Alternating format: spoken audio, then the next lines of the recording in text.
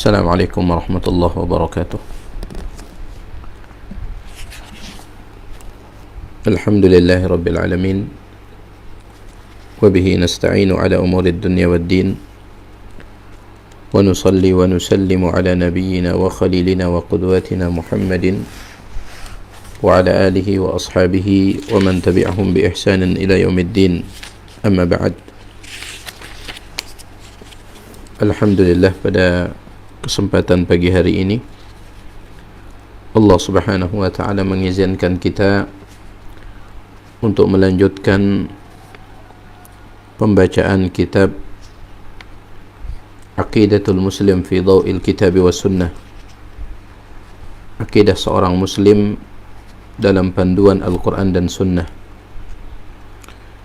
Kitab ini merupakan karya dari Fadilatul Syekh Sa'id bin Ali bin Wahab Al-Qahtani rahimahullahu ta'ala. Pembahasan kita masih tentang bukti-bukti yang menunjukkan kebenaran Rasulullah sallallahu alaihi wasallam. Dan telah kita sebutkan banyak sekali bukti-bukti, tanda-tanda atau mukjizat-mukjizat yang menunjukkan kebenaran Nabi Muhammad sallallahu alaihi wasallam. Dan dari semua mukjizat yang dimiliki oleh Nabi alaihi salatu wasallam, maka mukjizat yang paling besar adalah Al-Quran. Mukjizat yang paling besar adalah Al-Quran. Sekarang kita akan melihat sebagian dari sisi-sisi mukjizat Al-Quran. Ya, sebagian dari sisi mukjizat Al-Quran. Qala al-muallif rahimahullah,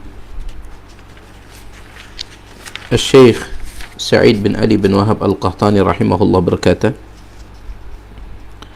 di antara sisi mukjizat Al-Quran, al-wajhul awal, yang pertama, al-i'jazul bayani wal balagi. Al-Quran itu merupakan mukjizat dari segi tatanan bahasanya, ya, dari segi sastranya, atau dari segi balaghahnya. Balaghah itu artinya sastra. Maka dari segi balaghah atau dari segi sastra bahasa Arab sendiri, Al-Quran itu adalah mukjizat. Ya. Oleh karena itu Allah Subhanahu wa ta'ala menantang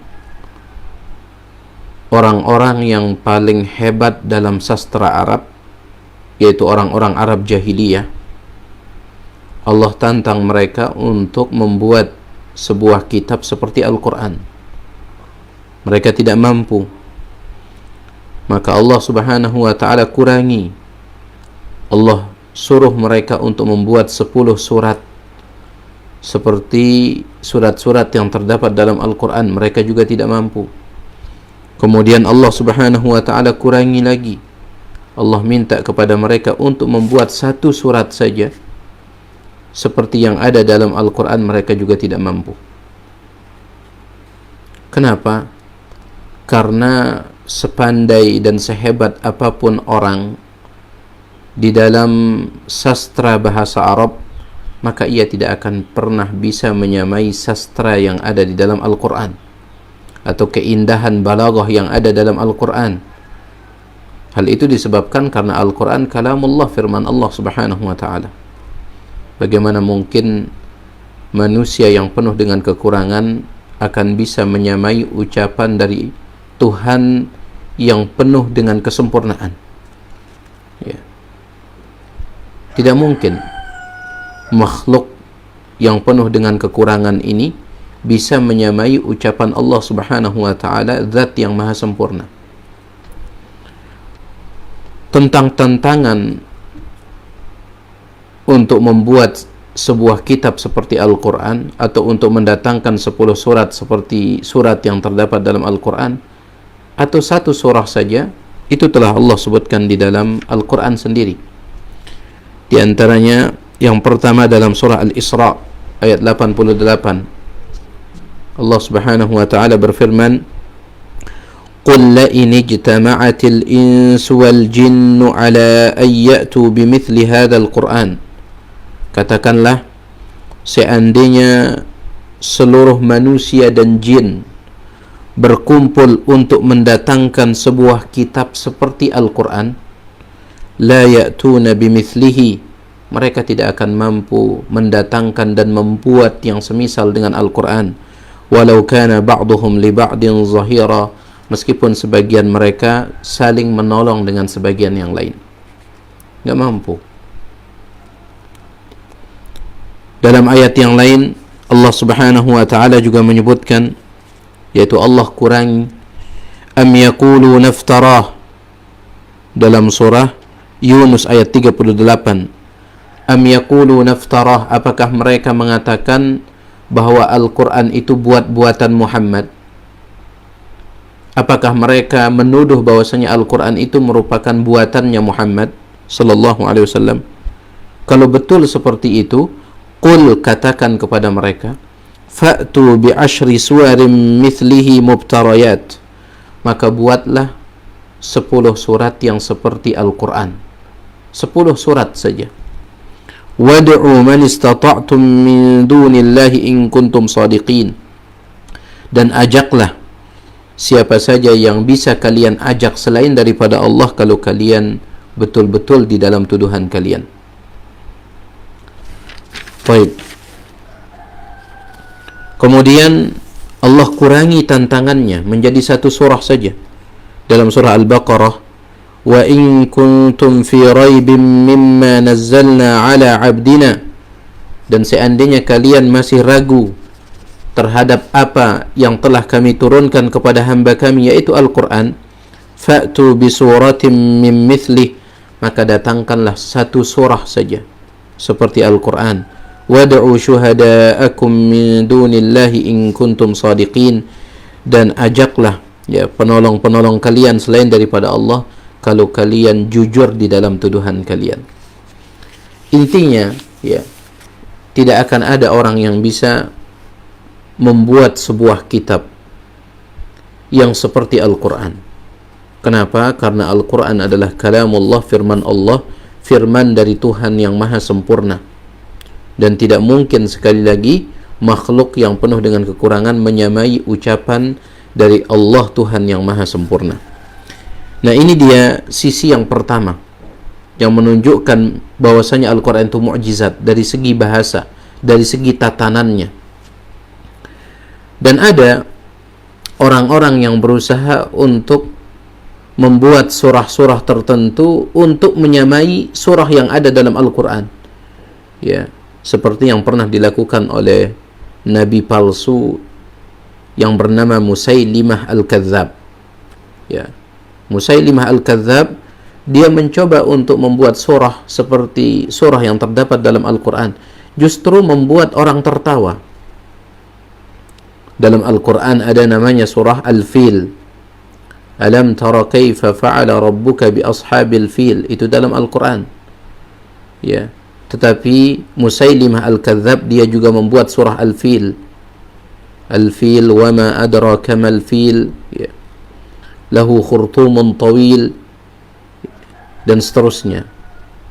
Itu bunyi ayat yang dia buat. Al-Fil, gajah, wa ma adraka mal fil, tahukah kalian apa itu gajah? Lahu khurtumun tawil, dia memiliki belalai yang panjang, dan seterusnya, ya. Ingin menyamai dan menandingi Al-Quran, namun subhanallah yang terjadi adalah orang menertawakannya, ya, orang menertawakannya. Kemudian al-wajhu tsani, sisi yang kedua yang menunjukkan mukjizatnya Al-Quran, al-ikhbaru 'anil ghuyub. Di dalam Al-Quran terdapat berita-berita tentang perkara gaib, ya, berita-berita tentang perkara gaib. Min wujuhil i'jazil qur'ani annahu ishtamala ala akhbarin kathiratin minal ghuyub. Di antara sisi mukjizatnya Al-Quran, bahwasanya Al-Quran berisi tentang berita-berita yang sangat banyak yang memberitakan tentang perkara-perkara gaib allati la ilma li Muhammadin sallallahu alaihi wasallam biha, yang mana sebenarnya Nabi Muhammad sallallahu alaihi wasallam tidak mengetahuinya. Ya. Perlu kita camkan di sini bahwasanya Nabi kita Nabi Muhammad sallallahu alaihi wasallam beliau tidak mengetahui perkara gaib. Ini akidah Ahlussunnah wal Jamaah. Nabi alaihi salatu wasallam tidak mengetahui perkara gaib yang mutlak. Mengapa? Karena perkara gaib yang mutlak hanya Allah Subhanahu wa taala yang tahu. Wa indahu mafatihul ghaib la ya'lamuha illa hu, dan di sisi Allah kunci-kunci gaib tidak ada yang mengetahuinya kecuali Dia. Dalam ayat yang lain, qul la ya'lamu man fis samawati wal ardil ghaiba illa Allah. Katakanlah, tidak ada siapapun di langit dan di bumi yang mengetahui perkara gaib yang mutlak kecuali Allah. Jadi tidak ada seorang pun yang mengetahui perkara gaib. Begitu pula dengan Nabi kita Nabi Muhammad sallallahu alaihi wasallam, beliau juga tidak tahu. Ada sebagian kaum muslimin tidak menerima ketika kita mengatakan Nabi alaihi salatu wasallam tidak mengetahui perkara gaib, mereka tidak terima. Ya, saya melihat video salah seorang ustadz, ya, salah seorang ustadz dari negeri jiran yaitu Malaysia. Ustadz tersebut menyampaikan bahwasanya Nabi sallallahu alaihi wasallam tidak mengetahui perkara gaib. Ya, maka ada salah seorang jamaah yang protes sehingga terjadi dialog, ya, perdebatan antara ustadz dengan jamaah. Kajiannya nggak lanjut, akhirnya debat antara ustadz dengan jamaah tersebut. Dia saling jawab, saling soal jawab antara jamaah itu karena dia tidak terima dikatakan bahwasanya Nabi sallallahu alaihi wasallam tidak mengetahui perkara gaib. Jadi Nabi alaihi salatu wasallam tidak tahu perkara gaib. Adapun yang diberitakan oleh Nabi alaihi salatu wasallam, iya betul, Nabi alaihi salatu wasallam terkadang memberitahukan kita tentang perkara gaib. Dijawab oleh para ulama, sebenarnya beliau tidak tahu perkara gaib. Adapun perkara gaib yang beliau beritahukan kepada kita, maka itu beliau ketahui setelah diberitahukan oleh Allah Subhanahu wa taala. Seandainya Allah tidak memberitahukan Nabi alaihi salatu wasallam tentang perkara gaib tersebut, maka beliau tidak akan pernah tahu. Ya, Allah Subhanahu wa taala berfirman, "Alimul ghaibi fala yudhiru ala ghaibihi ahada." Allah dialah yang maha mengetahui yang gaib, dan ia tidak menampakkan yang gaib itu kepada siapapun illa man irtada min rasul, kecuali kepada rasul yang ia ridai. Allah Subhanahu wa taala tampakkan. Ya. Baik. Jadi dalam Al-Qur'an terdapat berita tentang perkara-perkara gaib allati la ilma li Muhammadin sallallahu alaihi wasallam biha, yang padahal Nabi sallallahu alaihi wasallam sebenarnya tidak mengetahuinya. Wala sabila li basharin mithlihi an ya'lamaha. Begitu pula tidak ada manusia lain yang mengetahuinya. Wa hadha mimma yadullu ala anna al-Qur'ana kalamullah ta'ala. Dan ini menunjukkan bahwasanya Al-Qur'an betul-betul firman Allah Subhanahu wa taala. Alladzi la takhfa 'alaihi khafiyah, yang tidak ada satu hal pun yang samar, ya, bagi Allah Subhanahu wa taala, yang tersembunyi bagi Allah. Allah Subhanahu wa taala berfirman, "Wa 'indahu mafatihul ghaib la ya'lamuha illa hu." Dan di sisi Allah Subhanahu wa taala kunci-kunci yang gaib tidak ada yang mengetahuinya kecuali Dia. Ya. Yang dimaksud dengan kunci-kunci gaib ada 5 perkara. Dan 5 perkara itu Allah Subhanahu wa taala sebutkan di akhir surah Luqman. Ya. Kunci yang gaib itu ada 5. Wa indahu mafatihul ghaib, dan di sisi Allah kunci-kunci yang gaib. Kunci yang gaib itu ada 5 berdasarkan hadis Nabi alaihi salatu wasallam, mafatihul ghaibi khamsah, kunci yang gaib itu 5. Kalau kalian ingin mengetahuinya, kata Nabi alaihi salatu wasallam, maka bacalah ayat yang terakhir dari surah Luqman. innallaha indahu ilmu sa'ati wa yunazzilul ghaitha wa ya'lamu ma fil arham, sampai akhir ayat. Ya, kunci gaib yang pertama tentang kapan terjadinya hari kiamat. Kapan hari kiamat terjadi, ini kunci gaib yang pertama. Tidak ada yang tahu kecuali Allah. Kunci gaib yang kedua adalah kapan akan turun hujan. Ya, tidak tahu kecuali Allah Subhanahu wa taala. Adapun yang dilakukan oleh badan, ya, sebuah badan pemerintahan yang mengatakan besok akan turun hujan atau di sini, itu hanyalah perkiraan saja dan belum tentu. Betapa sering kita melihat awan gelap mendung, ya, dan kita menyangka akan hujan deras, ternyata tidak turun hujan. Dan ini kunci gaib yang kedua, yaitu kapan akan turunnya hujan. Yang ketiga adalah tentang janin yang ada di dalam rahim ibunya. Ya, tentang janin yang ada di dalam rahim ibunya. Ini juga kunci gaib. Tidak ada yang mengetahui kecuali Allah Subhanahu wa taala. Ya, sebagian orang mengatakan sekarang kan ada alat untuk mengetahui apakah janin itu laki-laki ataukah perempuan. Kita katakan yang pertama, yang dimaksud dengan kunci gaib yang ketiga, yaitu janin yang ada di dalam rahim ibunya, bukan hanya dari jenis kelamin, bukan hanya dari jenis kelamin, akan tetapi termasuk bagaimana nasib bayi tersebut nanti ketika telah lahir, berapa usia bayi itu, kemudian berapa rizkinya, ya. Itu yang dimaksud dengan kunci gaib yang berkaitan dengan masalah janin. Seandainya pun kita mengatakan berkaitan dengan jenis kelaminnya, sering sekali, ya, setelah diperiksa dengan menggunakan alat, dokter mengatakan, oh, jenis kelamin anak Anda ini laki-laki, ternyata ketika lahir perempuan. Ini sering terjadi, ya, sering terjadi.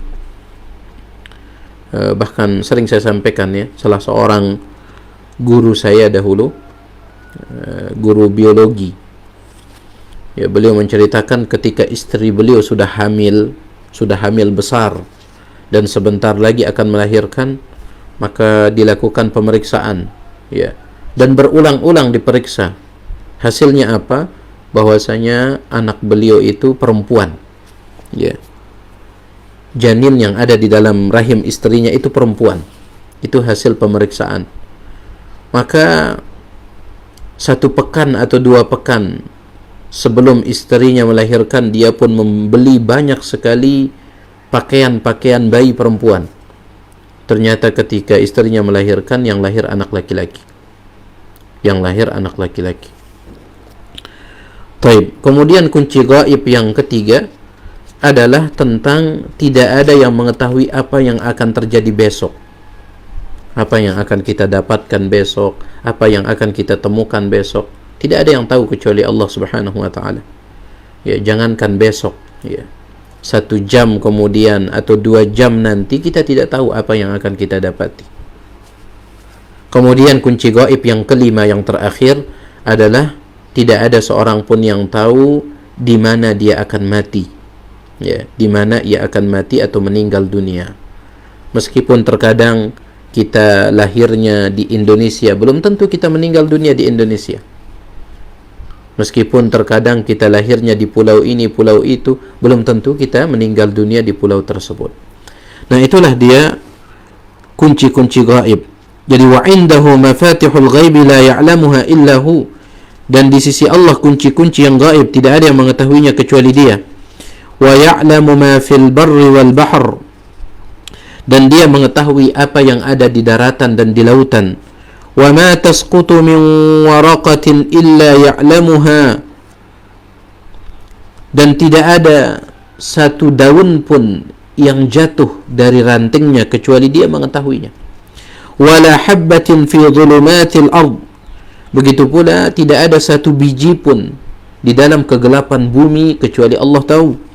Wala ratbin wala yabisin. Tidak ada yang basah, tidak ada yang kering, illa fi kitabim mubin, kecuali semuanya telah ada di dalam kitab yang nyata, yaitu Allahul Mahfuz. Taib. Jadi ini menunjukkan bahwasanya sekali lagi Al-Quran itu adalah mukjizat. Kenapa? Karena dia memberitahukan kepada kita tentang perkara-perkara gaib. Ya, Al-Quran menceritakan akan terjadi ini, akan terjadi itu, padahal itu perkara gaib. Ya, padahal itu perkara gaib. Wal ikhbaru bil ghulubi anwa'un. Dan berita tentang perkara gaib itu bermacam-macam. An-naw'ul awwal ghulubul madi. Yang pertama, ada berita tentang perkara gaib yang telah lampau, yang telah lalu. Ya, perkara-perkara gaib yang telah lalu, yang telah terjadi. Wa tatamatsalu fil qasas. Ya. Maka berita-berita gaib yang lalu itu seperti kisah-kisah tentang nabi-nabi terdahulu. Nabi-nabi terdahulu itu adalah perkara gaib bagi kita karena kita tidak pernah melihat mereka. Ya. Kisah tentang bahwasanya tongkat Nabi Musa alaihissalam bisa membelah lautan, itu perkara gaib yang telah lalu. Ya. Perkara gaib yang telah lalu. Kisah tentang terjadinya banjir yang sangat besar di zaman Nabi Nuh alaihissalam sampai ia menutup gunung-gunung, ya, itu adalah perkara gaib yang telah lalu. Dan itu diceritakan oleh Al-Quran. Ar-ra'i'ati wa jami'i ma akhbar Allah bihi an madil azman. Kemudian an-naw'u tsani ghuyubul hadir. Jenis perkara gaib yang kedua adalah perkara gaib yang ada saat ini, ya, atau yang ada di zaman Nabi alaihi salatu wasalam. Akhbarallahu rasulahu sallallahu alaihi wasallam bi ghuyubin hadirah. Allah Subhanahu wa taala ya terkadang memberitahukan kepada nabinya, yaitu Nabi Muhammad sallallahu alaihi wasallam, Allah beritahukan kepada beliau tentang perkara-perkara gaib yang sedang terjadi. Ka kashfi asraril munafiqin, seperti ya Allah memberitahukan kepada Nabi alaihi salatu wasallam tentang rahasia orang-orang munafik. Wal akhta'i allati waqa'a fiha ba'dul muslimin, atau kesalahan-kesalahan yang dilakukan oleh sebagian kaum muslimin. Au ghairi dzalika mimma la ya'lamuhu illa Allah wa atla'a alaihi rasulahu sallallahu alaihi wasallam, atau perkara gaib lainnya. Contoh yang paling nyata dari perkara gaib yang Allah beritahukan kepada Nabi SAW di mana perkara gaib itu sedang terjadi adalah hadis yang diriwayatkan oleh Imam Bukhari dan Muslim dari sahabat yang mulia Abdullah bin Abbas. Suatu ketika Nabi SAW melewati dua buah kubur. Ya, Nabi melewati dua kuburan. Kemudian beliau mengatakan, innahuma la yu'adzaban. Sesungguhnya kedua penghuni kubur ini sedang disiksa. Padahal itu perkara gaib. Ya, perkara gaib. Tidak ada sahabat yang melihat penghuni kubur itu sedang disiksa. Namun Nabi SAW diberitahukan oleh Allah Subhanahu wa taala, dan Nabi kemudian memberitahukannya kepada para sahabat. Nah, itulah dia perkara gaib yang sedang terjadi. Innahuma la yu'adzaban. Kedua mereka sedang disiksa. Wa ma yu'adzabani fi kabir. Ya. Dan mereka tidak disiksa gara-gara dosa besar menurut mereka, padahal itu besar bagi Allah Subhanahu wa taala. Amma ahaduhuma fakana la yastatiru minal baul. Adapun salah satu dari mereka tidak menjaga diri dari air kencing. Ya. Entah dengan cara tidak cebok, atau ketika kencing mereka biarkan air kencing itu mengenai pakaian mereka lalu mereka gunakan salat. Ya, ini merupakan salah satu sebab azab kubur. Kemudian yang kedua, wa ammal akharu fakana yamshi bin namimah. Adapun yang satunya lagi, dia disiksa oleh Allah Subhanahu wa taala gara-gara melakukan namimah, yaitu adu domba di antara manusia. Dalam riwayat yang lain, wa ammal akharu fakana yamshi bil ghibah. Adapun yang satunya disiksa oleh Allah gara-gara sering melakukan ghibah, menggunjing orang, menyebutkan keburukan orang. Maka Allah Subhanahu wa taala azab dia dalam kuburnya. Nah, itu dia perkara gaib yang sedang terjadi yang Allah beritahukan kepada Nabi alaihi salatu wasallam. An-naw'u tsalits, ya. Jenis yang ketiga, ghuyubul mustaqbal, perkara gaib yang akan terjadi. Ya, dia belum terjadi tetapi akan terjadi. Akhbarallahu rasulahu sallallahu alaihi wasallam bi umurin lam taqa, yaitu Allah Subhanahu wa taala mengkhabarkan, memberitakan kepada Rasulnya sallallahu alaihi wasallam tentang perkara-perkara yang belum terjadi. Thumma waqa'at kama akhbar, dan akan terjadi sebagaimana yang Allah beritakan. Fadalla dzalika ala anna al-Qur'ana kalamullah, itu semuanya menunjukkan Al-Qur'an itu kalamullah, wa anna Muhammadan sallallahu alaihi wasallam Rasulullah, dan bahwasanya Nabi Muhammad sallallahu alaihi wasallam betul-betul utusan Allah. Nah, ini dia sisi yang kedua yang menunjukkan mukjizat Al-Qur'an, yaitu Al-Qur'an itu memberitahukan tentang perkara-perkara gaib. Al-wajhu tsalits, sisi yang ketiga yang menunjukkan mukjizat Al-Qur'an, al-i'jazut tasyri'i. Ya. Syariat-syariat yang disebutkan oleh Al-Qur'an itu sifatnya sangat sempurna, tidak ada kekurangan di dalamnya. Al-Qur'anul Azim jaa bihidayatin kamilatin tammah. Al-Qur'an ya, datang membawa petunjuk-petunjuk yang sempurna. Tafi bihajati jami'il bashari fi kulli zamanin wa makan, sesuai dengan kebutuhan seluruh manusia di setiap tempat dan waktu. Lianna alladhi anzalahu huwa al-alimu bi kulli syai', karena yang menurunkan syariat tersebut adalah Allah Subhanahu wa taala, zat yang maha mengetahui segala sesuatu. Khaliqul bashariyati, ya, pencipta dari seluruh makhluk. Wal khabiru bima yuslihuha wa yufsiduha, dan dialah yang maha mengetahui apa yang terbaik dan apa yang terburuk bagi hamba-hambanya. Wa ma yanfa'uha wa yadurruha, apa yang bisa memberikan manfaat dan mudarat kepada hambanya, ya hanya Allah yang tahu.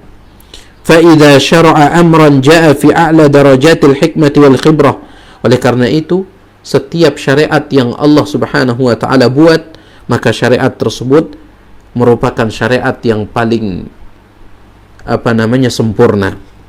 Ala ya'lamu man khalaqa wa huwa al-latiful khabir.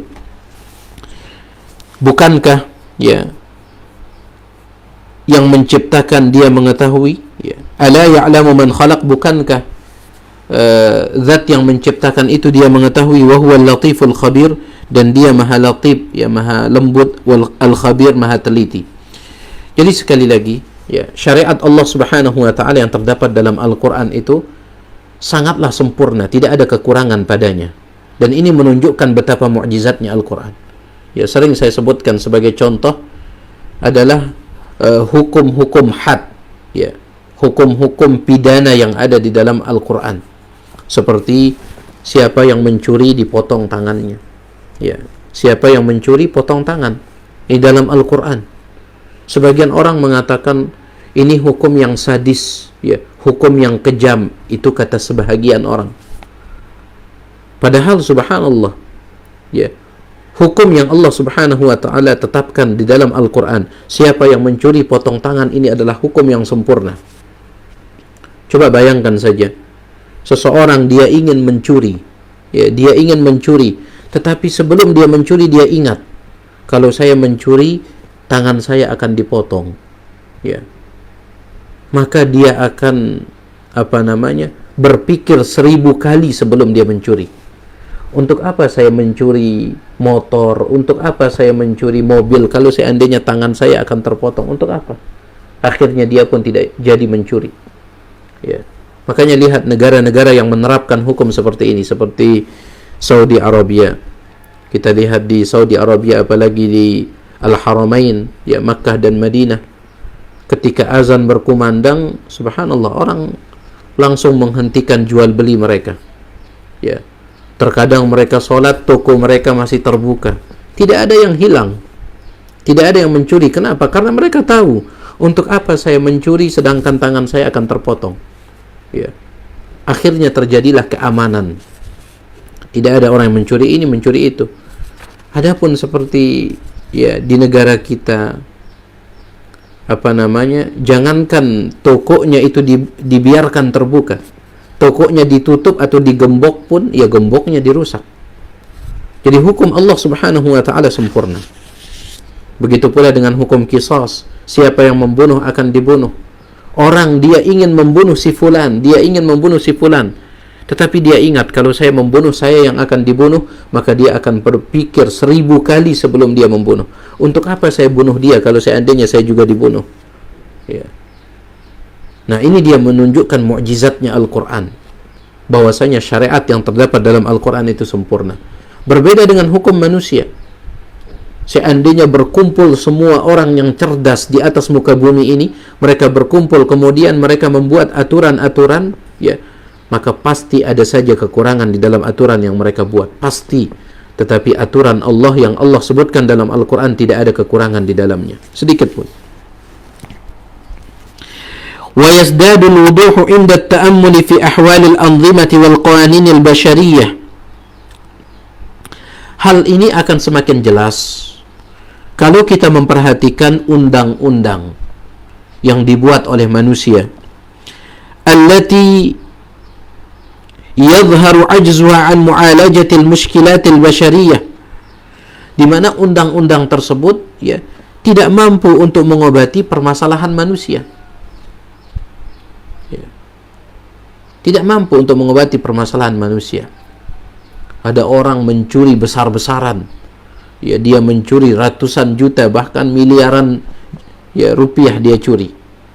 Setelah itu dipenjara, ya, penjaranya hanya 5 tahun.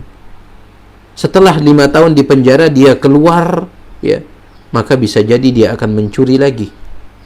Bisa jadi dia akan mencuri lagi.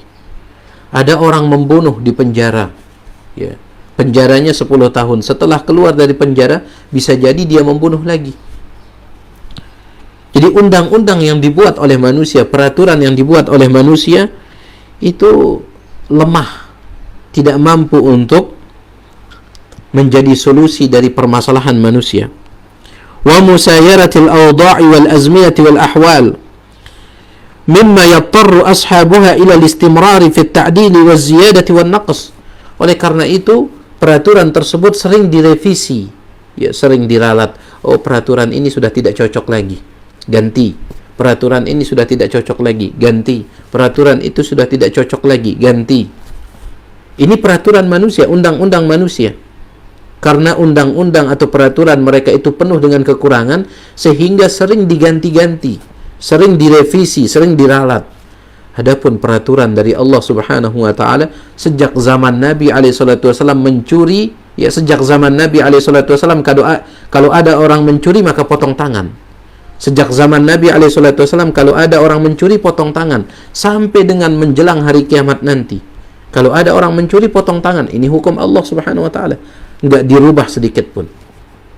Ya, sejak zaman Nabi alaihi salatu wassalam kalau ada orang membunuh maka dibunuh.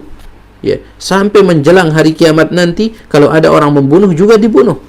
Tidak berubah sama sekali. Adapun hukum manusia, ya, setiap tahun direvisi. Kalaupun tidak setiap tahun, ya, setiap 5 tahun direvisi. Ini sudah ganti-ganti, sudah nggak cocok lagi yang ini. Yang ini sudah tidak cocok lagi, hukum ini ganti lagi. Nah, ini hukumnya manusia. Fayulguna ghadan ma wada'uhu al-yawm. Apa yang mereka buat hari ini, ya, besar kemungkinan besok mereka akan batalkan. Li'anna al-insana mahallun naqsi wal khata'. Karena manusia adalah tempat kekurangan dan kesalahan. Kita ini penuh dengan kekurangan. Kita penuh dengan kesalahan. Ya. Sehebat apapun kita tidak akan pernah lepas dari yang namanya kesalahan. Gak akan pernah lepas.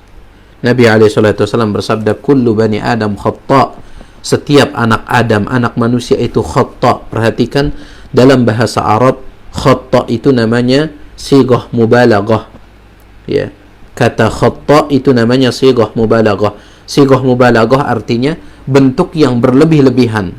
Artinya apa? Khata' itu sering berbuat salah, itu artinya. Kullu bani Adam khata'. Setiap anak Adam itu sering berbuat salah.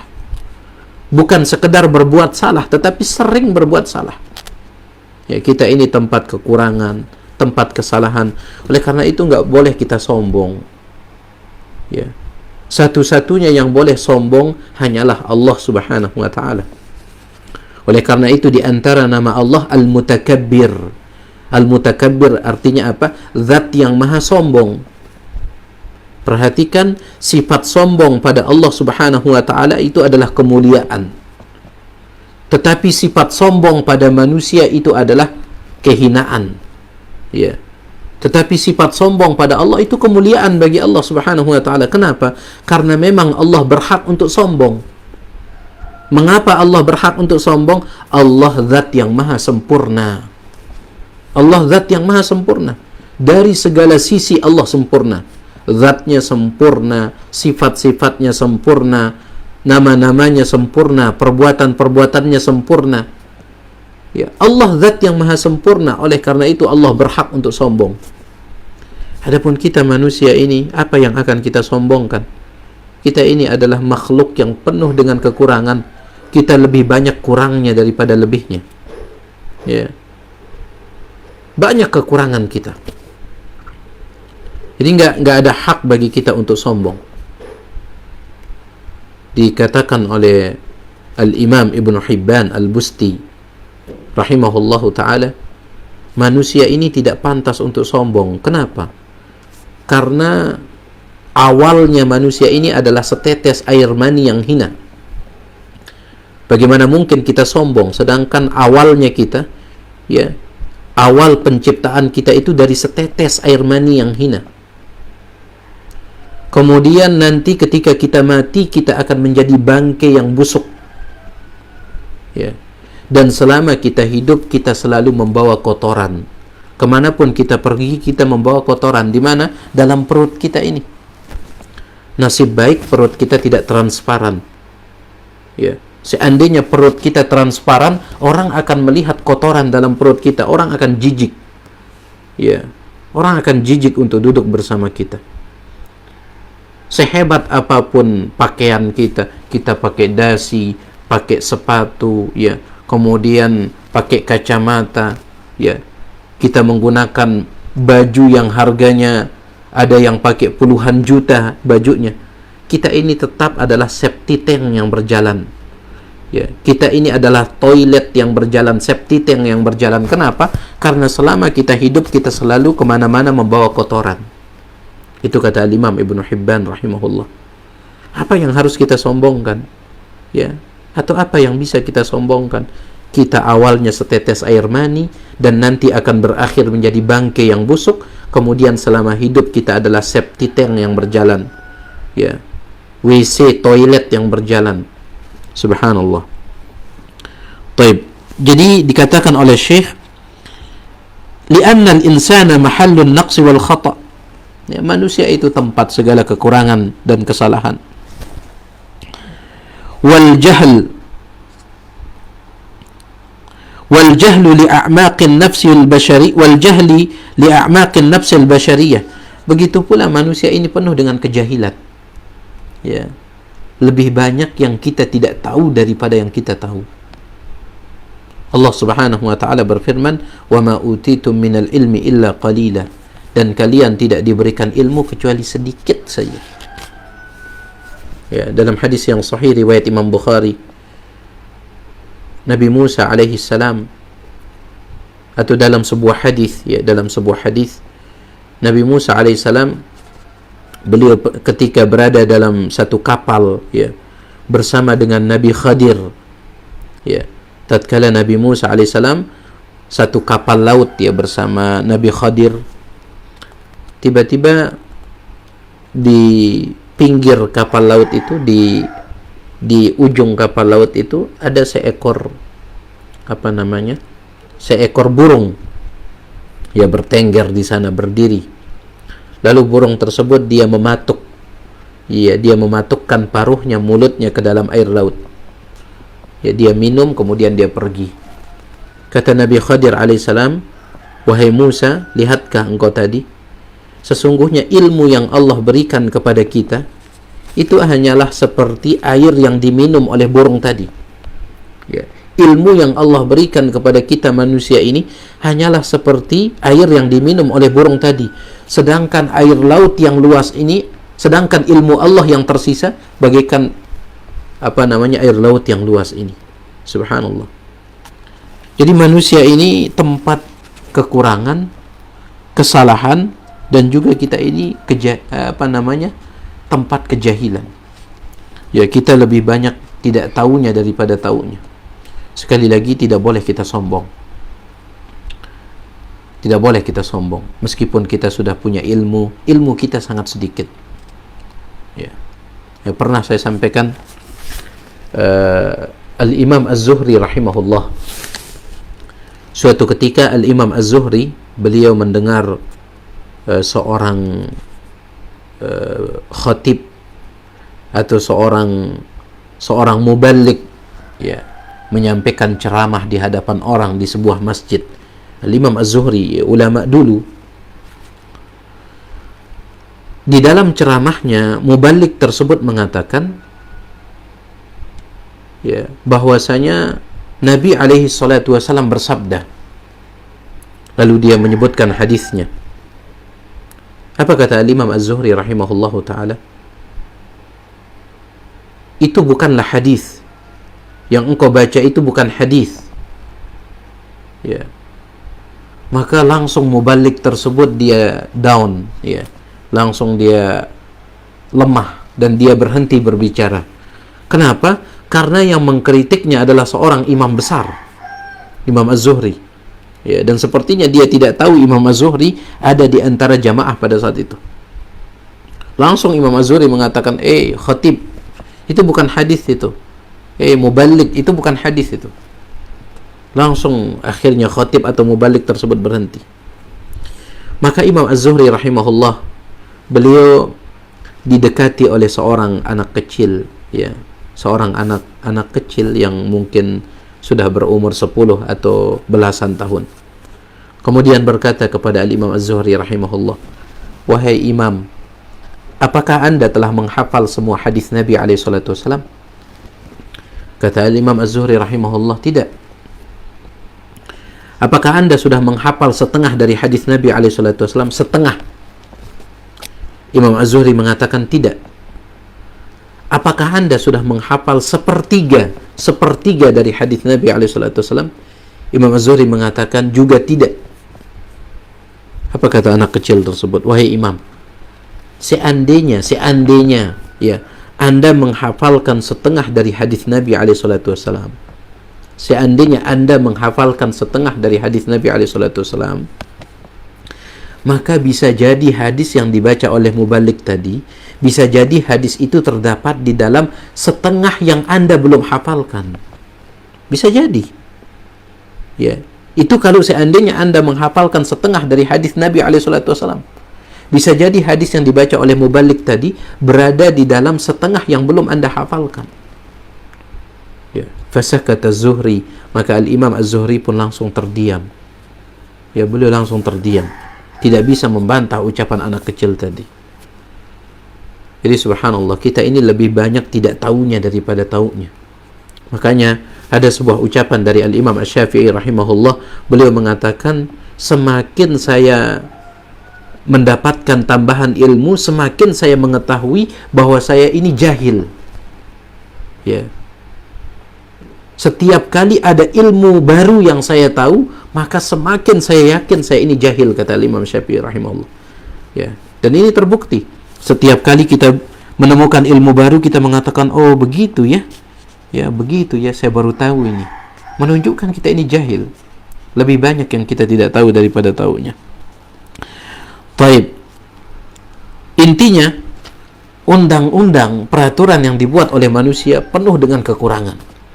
Adapun peraturan syariat yang ada di dalam Al-Quran, itu adalah syariat atau peraturan yang sempurna, tidak ada kekurangan di dalamnya, dan itu menunjukkan betapa mukjizatnya Al-Quran.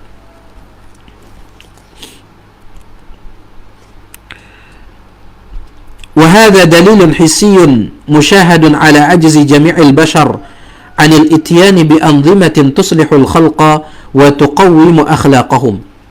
Dan ini menjadi dalil yang sangat konkret, ya, yang sangat jelas, menunjukkan betapa lemahnya betapa lemahnya manusia, atau betapa tidak mampunya manusia untuk membuat aturan-aturan yang bisa memperbaiki kondisi makhluk dan bisa meluruskan akhlak mereka. Wa ala anna al-Qur'ana kalamullah salimun min kulli aib, Dan ini juga menunjukkan bahwasanya Al-Quran itu kalamullah, ya, tidak ada cacat di dalamnya. Kafilun biriayati masalihil ibad. Al-Quran menjamin, ya, maslahat seluruh hamba, seluruh makhluk. Oleh karena itu Allah Subhanahu wa taala berfirman dalam surah Thaha, "Faman ittaba'a hudaya fala yadhillu wa la yashqa." Barang siapa yang mengikuti petunjukku, maka dia tidak akan tersesat dan tidak akan celaka. Apa kata Abdullah bin Abbas radhiyallahu anhuma ketika menafsirkan ayat ini? Takaffalallahu azza wa jalla. Di dalam ayat ini Allah memberikan jaminan. Takaffalallahu azza wa jalla ala anna man qara'a al-Qur'ana wa 'amila bima fihi. Allah memberikan jaminan kepada siapa saja yang membaca Al-Qur'an dan dia mengamalkan kandungan Al-Qur'an, annahu la yadhillu fid dunya, bahwasanya orang tersebut tidak akan sesat di kehidupan dunia, wala yashqa fil akhirah, dan tidak akan celaka di kehidupan akhirat. Ini bagi siapa saja yang kembali kepada Al-Qur'an, membacanya dan mengamalkan kandungannya. Syekh di sini mengatakan kafilun bi riayati masalihil ibad. Al-Qur'an itu memberikan jaminan, ya, memberikan jaminan maslahat bagi seluruh manusia, baik di dunia maupun di akhirat. Wa hidayatihim ila kulli ma yuslihu ahwalahum fid dunya wal akhirah idza tamassaku bihi wahtadaw bihadihi. Dan juga Al-Qur'an merupakan petunjuk kepada segala perkara yang bisa memperbaiki kondisi manusia di kehidupan dunia dan akhirat selama mereka mau berpegang teguh dengan Al-Qur'an dan mengambil petunjuk dari Al-Qur'an. Qala ta'ala, Allah Subhanahu wa ta'ala berfirman, "Inna hadzal Qur'ana yahdi lillati hiya aqwam." Sesungguhnya Al-Qur'an ini, ya, menunjukkan kepada jalan yang lebih lurus. Wa yubashshirul mu'minin, serta memberikan kabar gembira kepada orang-orang yang beriman, alladzina ya'maluna as-salihati anna lahum ajran kabira, yaitu orang-orang yang melakukan amal saleh bahwasanya mereka akan mendapatkan ganjaran yang besar. Ya, mereka akan mendapatkan ganjaran yang besar. Kemudian beliau mengatakan, wa bil jumlati fa inna syari'ata allati jaa'a biha kitabullah ta'ala madaruha ala thalathi masalih. Kesimpulannya, ya, syariat yang terdapat di dalam Al-Qur'an itu ada 3 poin. Ya, syariat yang terdapat pada Al-Qur'an itu ada 3 poin. Al-maslahatul ula, ya, syariat yang berisi maslahat yang pertama, dar'ul mafasid an sittati asya. Al-Quran menyuruh kita untuk menjaga 6 perkara. Ya, Al-Quran menyuruh kita untuk menjaga 6 perkara. Yang pertama, hifdzuddin, menjaga agama. Yang kedua, wan nafsi, menjaga jiwa. Makanya dalam Al-Quran dilarang membunuh. Ya, adapun menjaga agama, di dalam Al-Quran dilarang untuk murtad. Ya, diancam untuk murtad. Begitu pula menjaga jiwa. Wal aql, menjaga akal. Wan nasab, menjaga nasab. Wal arad, ya, menjaga kehormatan. Dan yang terakhir, wal mal, menjaga harta. Ini diperintahkan oleh Al-Quran. Siapa saja yang memperhatikan 6 perkara ini, insya Allah akan aman kehidupan dunia ini. Ya. Terjadi pembunuhan. Kenapa? Karena tidak menjalankan perintah Al-Quran yang melarang untuk membunuh.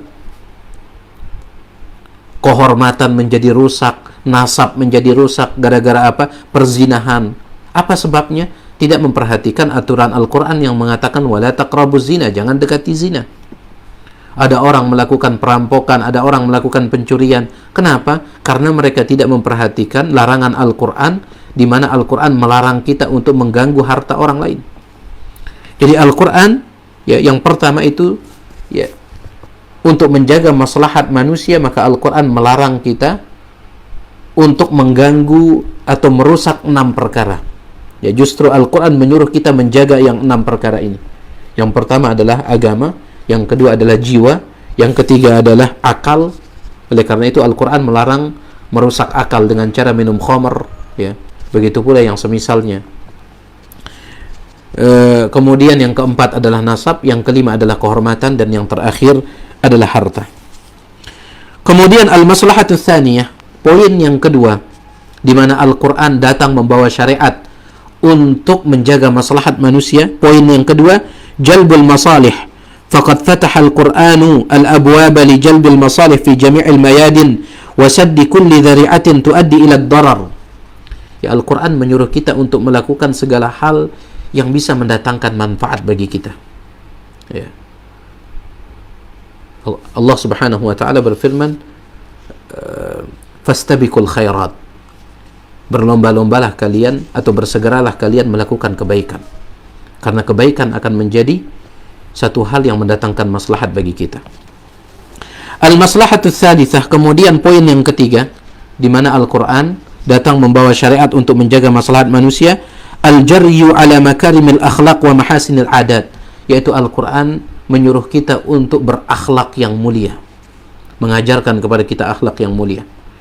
Oleh karena itu dalam sebuah hadis Nabi Aisyah radhiyallahu taala anha ditanya oleh seseorang, bagaimana akhlak Nabi alaihi salatu wasallam, bagaimana akhlak beliau?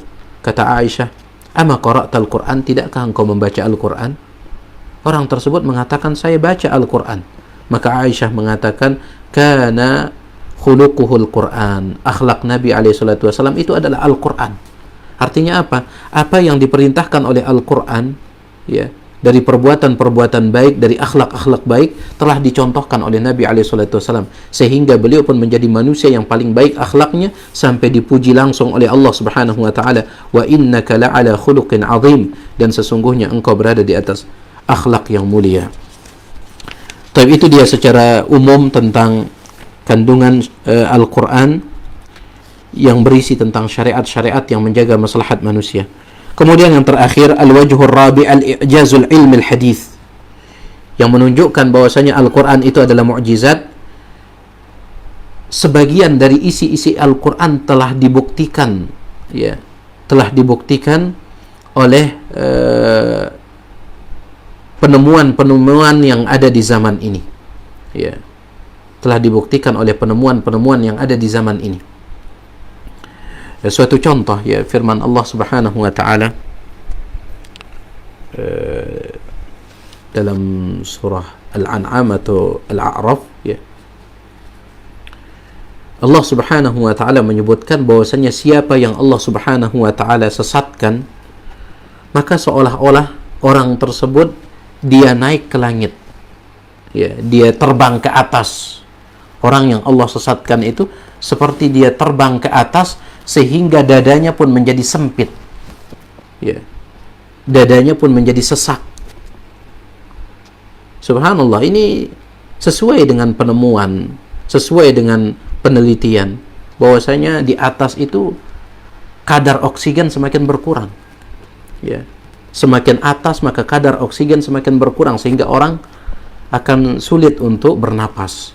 Ya, Allah Subhanahu wa taala mengatakan bahwasanya siapa yang Allah akan sesatkan, maka Allah Subhanahu wa taala jadikan dia seperti orang yang yang naik ke atas kemudian kesulitan bernapas.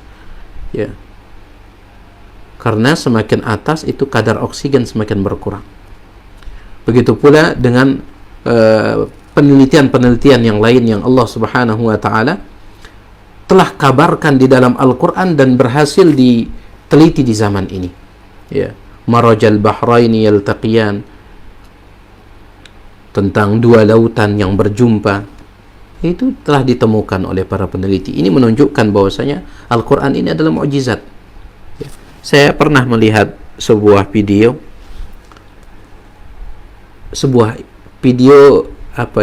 penelitian beberapa ilmuwan, ya, beberapa ilmuwan mereka melakukan sebuah penelitian tentang situs-situs kuno, dan rata-rata para peneliti itu adalah peneliti kafir, ya, mereka bukanlah orang-orang yang beriman, mereka bukan orang-orang Islam, mereka melakukan penelitian yang sangat luar biasa yang saya perhatikan, ya. Dalam penelitian tersebut mereka membawa Al-Quran yang sudah diterjemahkan ke dalam bahasa Inggris, ya, Al-Quran yang diterjemahkan ke dalam bahasa Inggris, itu yang mereka bawa untuk meneliti benda-benda kuno tersebut, ya. Dan banyak yang menemukan hasil, banyak yang menemukan hasil, ya.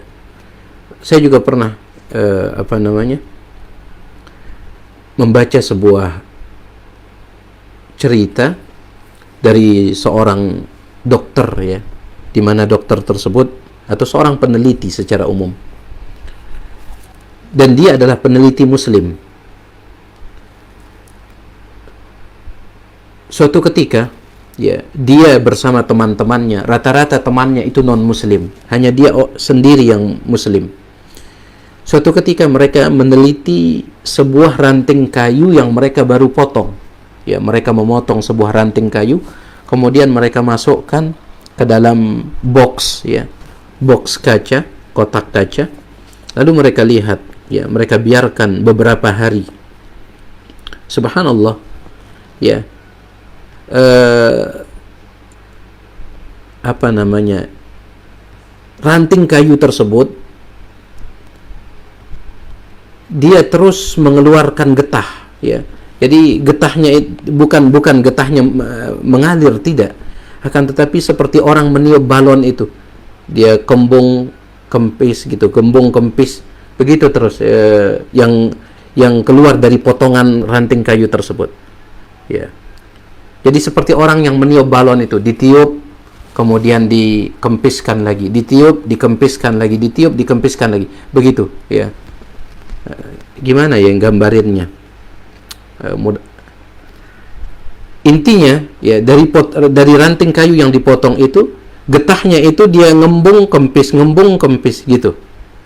Mereka heran, ini sudah beberapa hari, harusnya sudah kering getahnya itu, harusnya sudah kering, ya. Tetapi kenapa kok sudah beberapa hari masih saja dia kembung kempis yang getah kayu yang dipotong itu, ranting yang dipotong itu. Mereka keheranan. Ya, belum pernah mereka melihat seperti itu. Harusnya sudah kering. Maka sang dokter tersebut dia mengatakan, ya, meskipun Allah Ta'ala ala wa alam apakah ini sesuai dengan pendalilan dia ataukah tidak. Dia mengatakan, ya, adapun saya sebagai seorang muslim, saya sudah tahu jawabannya. Saya sudah tahu jawabannya kenapa getah dari ranting kayu yang dipotong ini masih terus dia kembung kempis. Saya sudah tahu jawabannya, kata dia.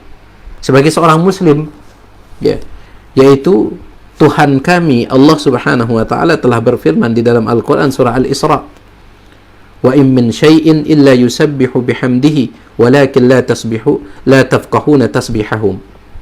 Tidak ada sesuatu pun di atas muka bumi kecuali bertasbih kepada Allah, berzikir kepada Allah, akan tetapi kalian tidak mengerti bahasa zikir atau tasbih mereka. Jadi menurut saya, kata sang dokter itu, ranting kayu yang dipotong yang sudah beberapa hari ini, kenapa dia terus, ya, getahnya itu kembung kempis? Kenapa? Menurut saya dia sedang berzikir kepada Allah Subhanahu wa taala. Itu kata dia. Ya. Jadi ala kulli hal, banyak sekali dari ayat-ayat Al-Quran yang telah dibuktikan oleh penelitian, penemuan. Namun satu hal yang perlu kita perhatikan, dikatakan oleh Syekh Muhammad bin Shalih Al-Utsaimin rahimahullah, apabila ya ada ayat Al-Quran seolah-olah bertentangan dengan penelitian, maka jangan salahkan ayat Al-Quran, salahkan penelitiannya. Ya, ini satu poin yang sangat penting. Ada sebagian orang yang mereka mendewakan sains, yang mereka mendewakan teknologi. Ya, setiap kali teknologi atau sains tersebut, ya, bertentangan dengan ayat Al-Quran, maka mereka menyalahkan ayat Al-Qurannya. Ya. Sampai sebagian mereka terkadang mengatakan, ini ayat sudah kayaknya kadaluarsa, kata mereka, wal'iyadzubillah. Gak cocok lagi untuk diterapkan ayat ini. Gak cocok lagi untuk dibaca ayat ini. Kenapa? Karena bertentangan dengan sains, bertentangan dengan teknologi, kata mereka. Jadi satu poin yang sangat penting yang diingatkan oleh Syekh Muhammad bin Shalih Al-Utsaimin, bahwasanya ketika ayat Al-Quran seolah-olah bertentangan dengan sains, maka jangan salahkan ayat Al-Qurannya, salahkan sainsnya.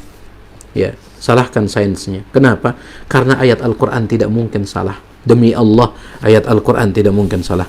Nah, itulah dia, ya, secara singkat saja, ya, tentang mukjizat Al-Quran, di mana Al-Quran adalah mukjizat yang paling besar yang dimiliki oleh Nabi Sallallahu Alaihi Wasallam. Dan di akhir pembahasan ini saya ingin ingatkan kembali bahwasanya sekarang ini kita di bulan Ramadan, bulan yang menjadi ciri khasnya adalah Al-Quran. Maka perbanyak membaca Al-Quran, ya, perbanyak membaca Al-Quran. Kemanapun Anda pergi, maka bawalah Al-Quran. Kalau memang Anda tidak sempat membawa Al-Quran, maka paling tidak baca Al-Quran dari aplikasi yang ada di HP. Ya, jangan sampai ada hari kita di bulan Ramadan ini yang kosong dari membaca Al-Quran. Syahrul Ramadan alladzi unzila fihi Al-Quran. Bulan Ramadan adalah bulan yang di dalamnya diturunkan Al-Quran. Ya, kalau kita membaca bagaimana para salaf terdahulu ketika membaca Al-Quran pada bulan Ramadan, seolah-olah kita membaca dongeng. Ya, sulit bagi kita untuk percaya, akan tetapi seperti itu diceritakan oleh para ulama. Seperti Al-Imam Ibnu Rajab Al-Hambali dalam kitabnya Lataiful Ma'arib, beliau menceritakan Imam Syafi'i rahimahullah, beliau mengkhatamkan Al-Quran dalam bulan Ramadan itu 60 kali. Ya, 60 kali.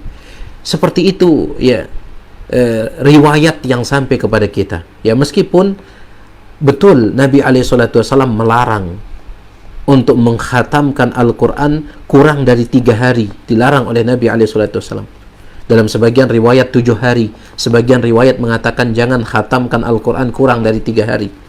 Akan tetapi sebagian ulama salaf, ya, sebagian ulama salaf, mereka saking antusiasnya membaca Al-Quran di bulan Ramadan, sampai-sampai ada riwayat mengatakan Imam Syafi'i 60 kali, begitu pula Al-Imam Sufyan Ats-Tsauri, ya, dan juga disebutkan oleh Imam Ibnu Rajab Al-Hambali, Imam Malik bin Anas, Imam Daril Hijrah, seorang ulama hadis, apabila datang bulan Ramadan, maka beliau menutup, ya, kesibukan beliau membaca hadis, beliau ganti dengan membaca Al-Quran. Ya. Jadi sekali lagi, ayyuhal ikhwa azani Allah wa iyyakum, Al-Quran ini adalah kitab yang sangat mulia, kitab suci yang sangat mulia, dan juga pedoman hidup kita. Maka marilah kita sering-sering membacanya, terutama di bulan ini. Akan datang nanti suatu waktu di mana pada saat itu ketika kita membuka mushaf, kita tidak akan menemukan satu huruf pun di dalam mushaf tersebut, sebagaimana perkataan Abdullah bin Mas'ud radhiyallahu ta'ala an. Ya, dalam riwayat Al-Imam Ad-Darimi, Abdullah bin Mas'ud mengatakan pada suatu malam ayat Al-Quran, semua ayat Al-Quran akan diangkat oleh Allah Subhanahu wa ta'ala, sehingga tidak ada yang tersisa di dalam lembaran mushaf, begitu pula tidak ada yang tersisa di dalam dada orang yang menghafalkannya. Kemudian Abdullah bin Mas'ud mengatakan, fa'akthiru min tilawatil Qur'an qabla an yurfa'. Oleh karena itu, nasihat saya, kata Abdullah bin Mas'ud, perbanyaklah membaca Al-Quran sebelum Al-Quran ini diangkat.